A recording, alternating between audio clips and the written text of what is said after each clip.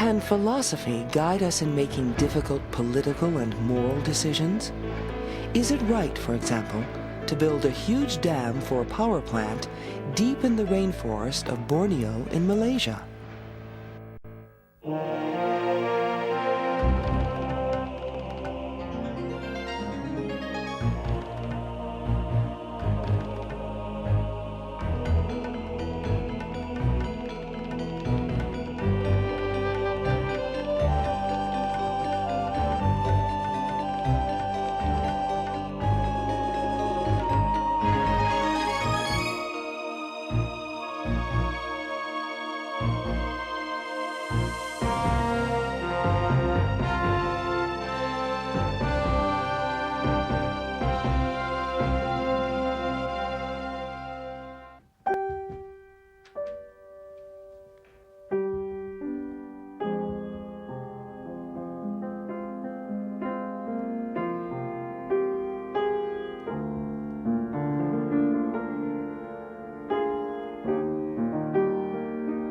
I think we should have a very broad outlook, what's going on in the third world.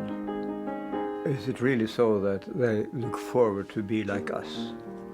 That they look forward to have our technology, our high standard of living, and so on. So there we have a great job in cooperation with a minority in the third world to reject this grandiose, enormous, and very harmful projects. If the benefits are large enough, can any political decision be justified? The Prime Minister of Malaysia has defended the dam project against environmentalist critics, saying, "You in the West cannot control the development of our country. We have a plan to transform Malaysia into a fully industrialized nation before the year 2020. The Ba Kun Dam is part of that plan." You want us to be preserved like in a museum.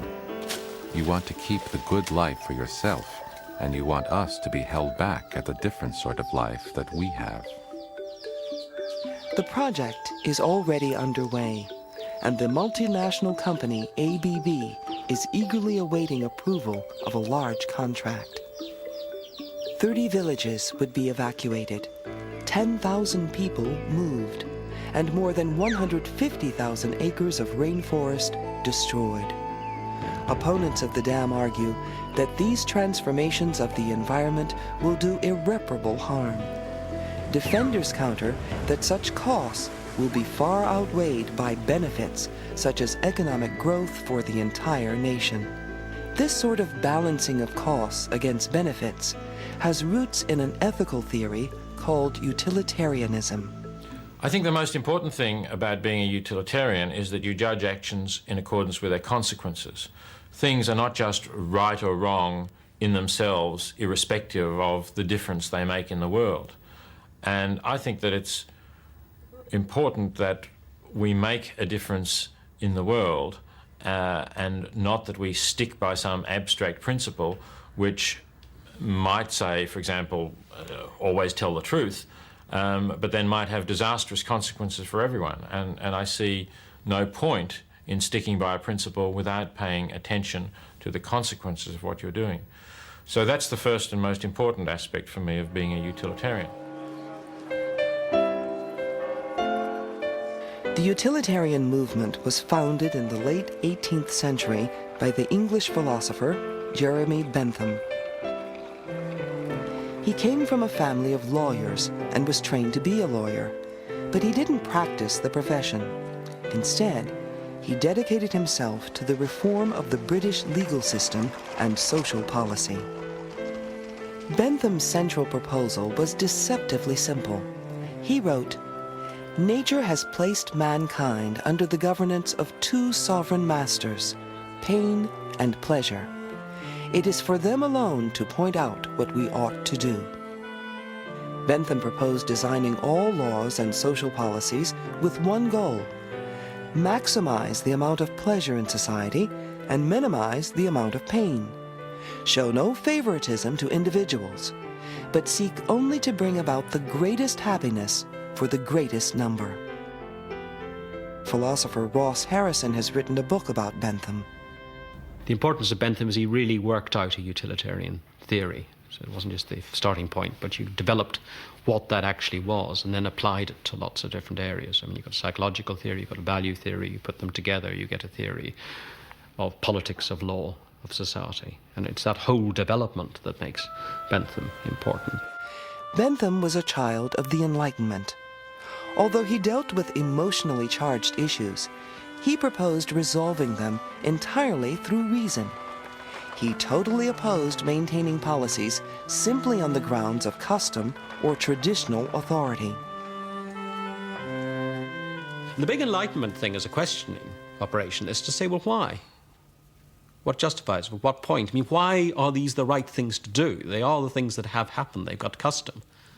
But if we ask for reason rather than custom, why we should do these things, then we've got to think of a new way of justifying or establishing them. And we've got to, as it were, produce straight new foundations, not take authority, not take the facts written in some book, sacred or otherwise. I mean, it might be Aristotle, it might be the Bible. Not take authority, not take the book, not take the custom, or anything like that. We've got to try and take some reason. If we reason as Bentham suggested, how will we come out on a decision such as whether or not to build the Bakun Dam? How can we calculate which course will truly lead to the greatest happiness for the greatest number?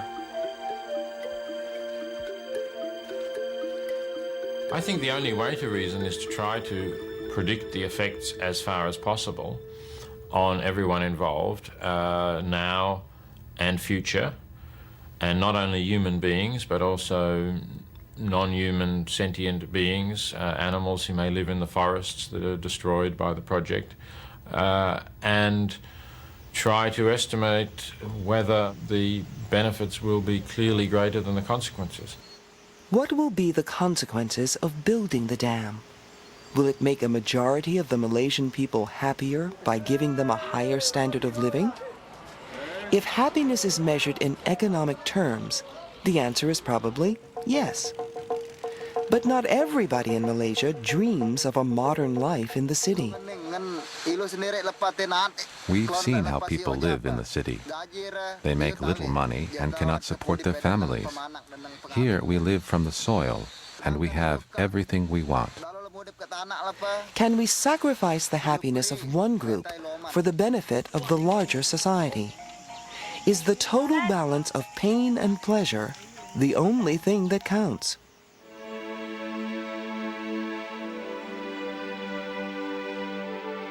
Bentham founded University College, London. At his bequest, his body is preserved there. And one thing people know about or find surprising is Bentham's desire to preserve himself as a physical body, the so-called auto-icon in University College, London.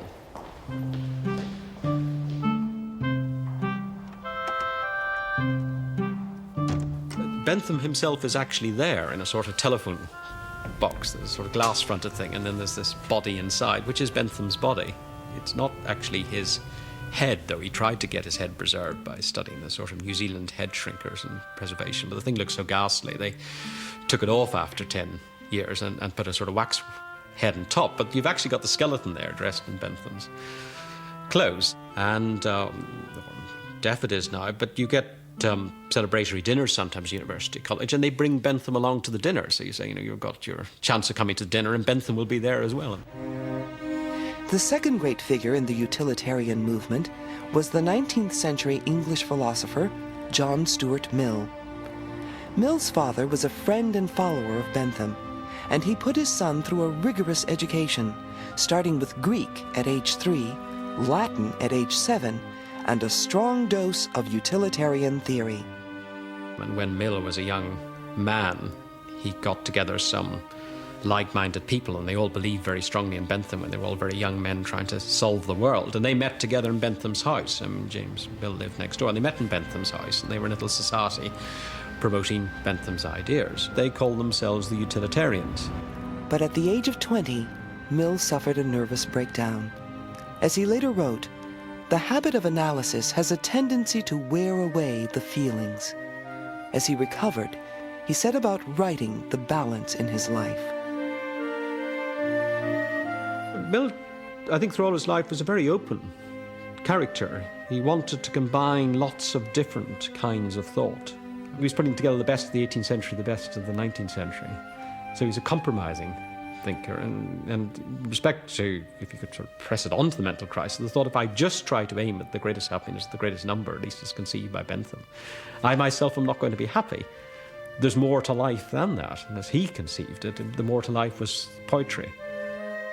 As he recovered, Mill also diverged from the ideas of Bentham. For Bentham, there was only one standard of value. Whether it's called pleasure, happiness, or utility, it can be quantified. Mill complicates the picture by arguing that there are higher and lower pleasures. Quality matters.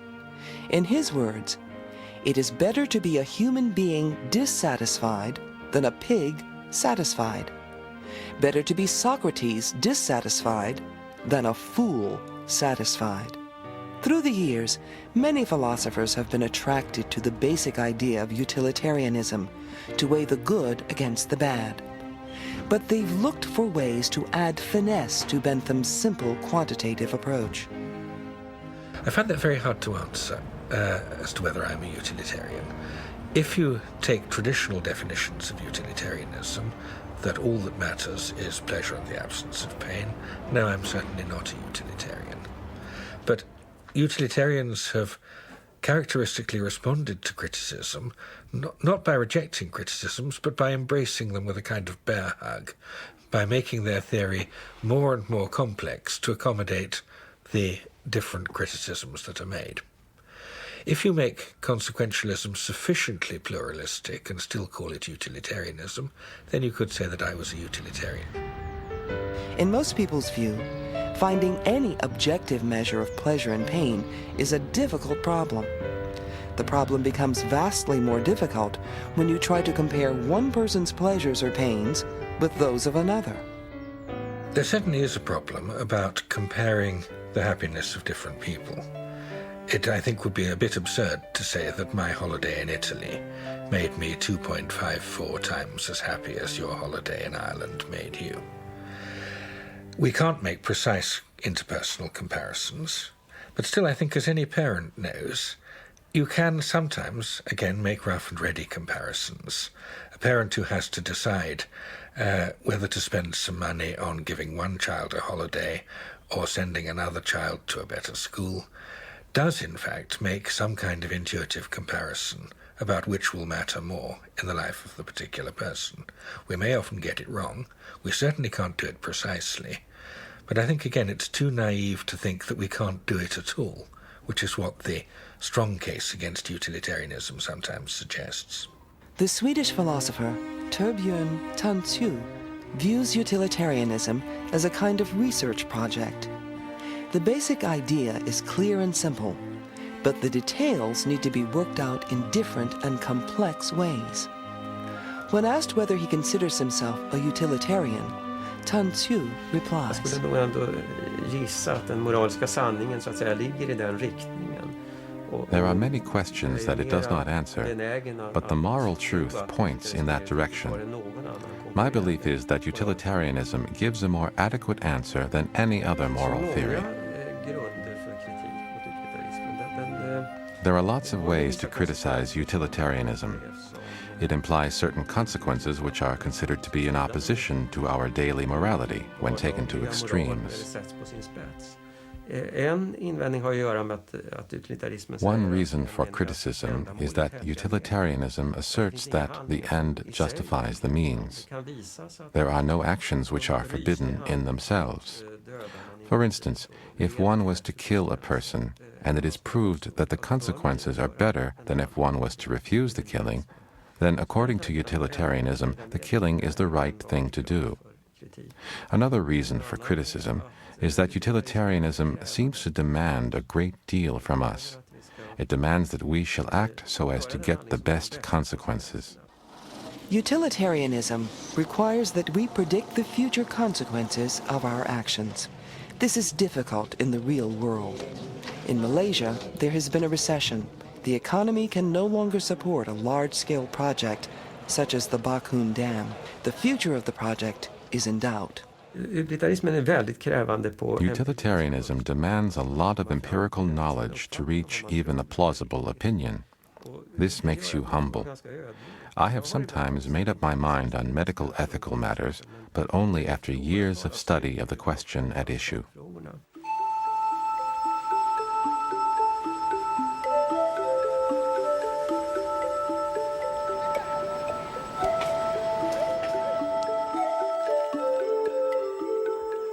There's something about utilitarianism, about its way of proceeding, which invariably undercounts the difficulties. And that's because the downside is invariably much more complex and difficult to trace than the upside. I mean, take this business of moving people. What, of course, can't be properly costed is their entire embedding in their way of life, the way in which that gives them a sense of morale and importance in their lives, all the skills that are going to be totally made irrelevant that they now have, which will be totally wiped out, skills which are now producing important things. All that is not only extremely important to cost, but at a certain moment you just throw up your hands. How do you ever cost that? So invariably, this attempt, even with the best will in the world, and even in its own terms, is going to leave out something that is absolutely relevant. Consequently, these projects very often, just even in their own terms, are catastrophically badly calculated. The downside is always bigger than it was thought to be, and very often the thing turns out to be a great negative. And of course, it's also irreversible, so it's a formula for social catastrophe. At the turn of the 20th century, Cambridge philosopher George Edward Moore presented a theory called ideal utilitarianism. He argued that there are other intrinsic goods besides pleasure. Art and love, for example, are also goods that the utilitarian should maximize. Moore's ideas were a source of inspiration to a group of intellectuals in London known as the Bloomsbury Group. Leading members of the group, such as the writer Virginia Woolf, her sister Vanessa Bell, the economist John Maynard Keynes, and the writer Vida Sackville-West, extended Moore's ideas. They asserted that only certain refined states of consciousness have intrinsic value. But are there values that apply both in London and in the rainforest of Borneo? What about nature? Does it have a value of its own, an intrinsic value, or is it just a means to human happiness? Utilitarianism comes out very strongly on one side of a quite deep debate about environmental issues. Some people think that the world or the universe or the environment in general has a kind of moral standing of its own, so that it's intrinsically wrong to devastate a beautiful valley, even if no one is ever going to see it, for instance. Utilitarianism rejects that view totally. All that matters is the impact on human beings and other conscious beings. The Norwegian philosopher Arne Næss, by contrast, holds that nature has a value of its own.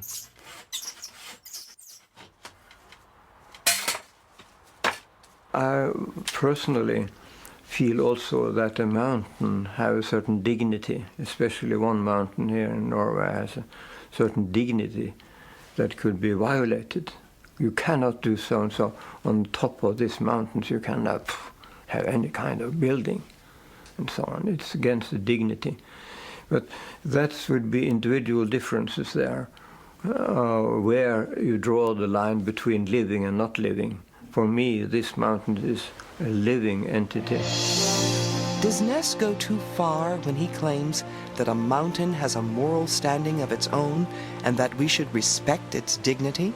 Det är en fascinerande tanke. It's an interesting thought, but in the end I think he makes a serious mistake. The conclusion of his drastic ideas is that humanity will have to be surrendered. If one takes into account these aesthetic values, we are very far from Bentham's traditional version of utilitarianism.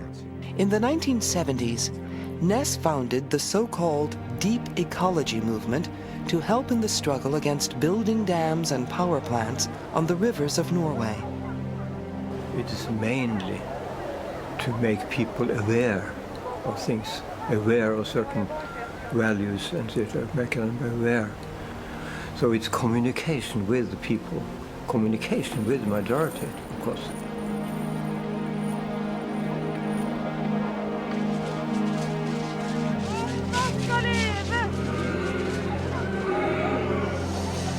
The Prime Minister of Norway at the time later reflected on the struggles, the issues, and the difficulty in trying to predict future energy needs. Hvis man ser tilbake på 70- og 80-tallet, så var altså Looking back at the 70s and 80s, it is obvious that the forecasts of rising energy demand were not completely justified. ikke fullt ut berettiget. Det har altså vist seg rett og It slett at underlines the energiprognosene difficulties of making energy prognoses. Det er jo bare noe man kan si. But that is just what you can see afterwards, when you know how things have developed.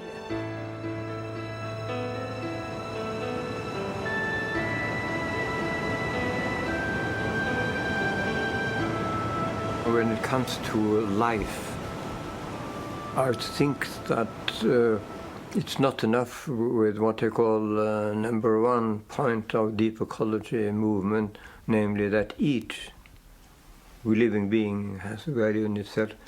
We have also to add a second point about diversity, the manifold, the richness. There's something there that I think is very deep-going intuition you have also in life, that you wish to conform, but you also delight in the difference.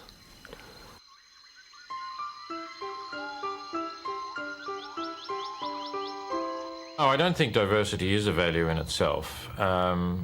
And the problem with the stress that ecologists put on diversity is that it's very unclear what counts as greater diversity.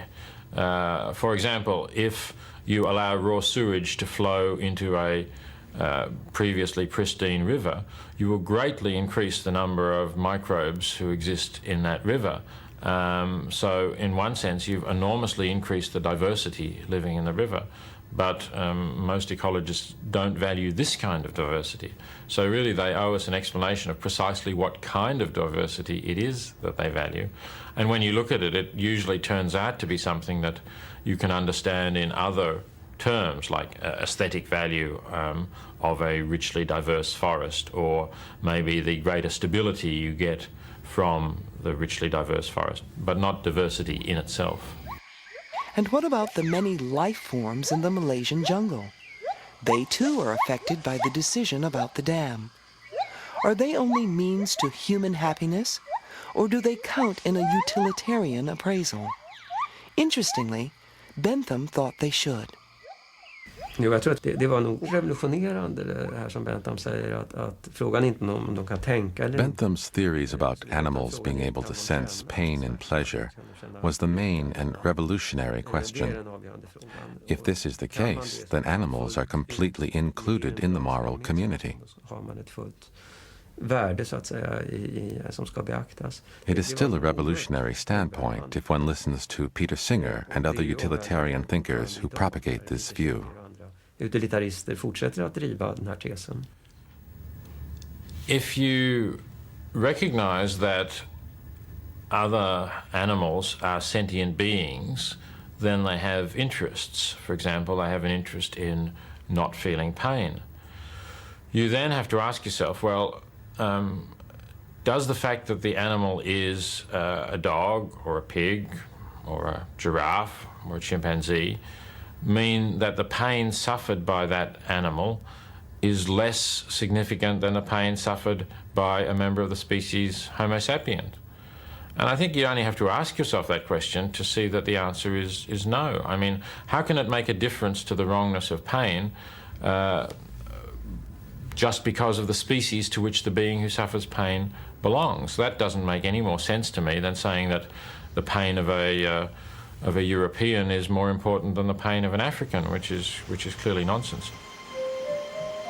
What is the answer? Should one build the dam or not? One might expect utilitarianism to favor the dam, to weigh benefits over costs. Instead, it suggests reasons pro and con, and perhaps that's its chief value: to call attention to gains and sacrifices on all sides, and to propose that we try to weigh them. But real-life politics isn't usually that easy. Real-life politics usually involves advance to some at the suffering of others. And utilitarianism, rightly or wrongly, as one of its harsher aspects, has an account of such sacrifice, or when such sacrifice is justified, when it's right to sacrifice the interest of one person for the sake of others.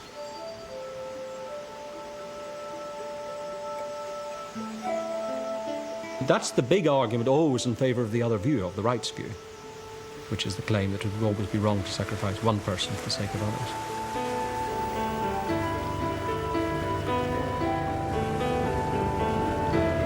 But I think it's an inevitable part of the we're living together of politics, and therefore it's much better, it seems to me, to have a theory such as utilitarianism that doesn't just back off the idea we can never sacrifice the interests of some for the sake of others, but rather in a reasoned and thoughtful way tries to work out when it's right to sacrifice the interests of some instead of others. In other words, it takes that problem on and tries to resolve it, rather than saying we'll never touch it.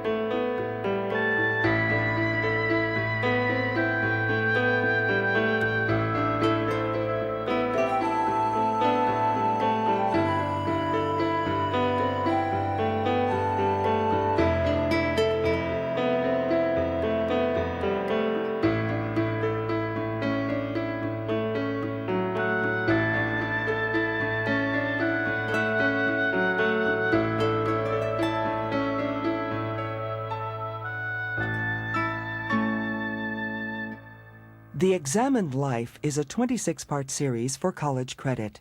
To purchase a video cassette or transcript of this program, call 626-796-7300 or visit us online. Please order by program number.